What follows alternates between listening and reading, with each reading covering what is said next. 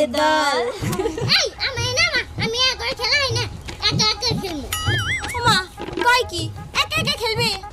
আমরা খেলবো না? হ্যাঁ এই যে এখন যে খেলতেছি তিনজনে এক সমান দোল খাইতেছি, আর তুই যদি একা একা খাস তুই বেশি পাবি না? হ্যাঁ দেখছস কেমন করে? ঠিকই তো কইছস।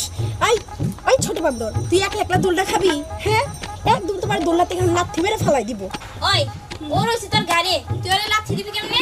আচ্ছা যাই হোক নামি। হ্যাঁ দাঁড়া।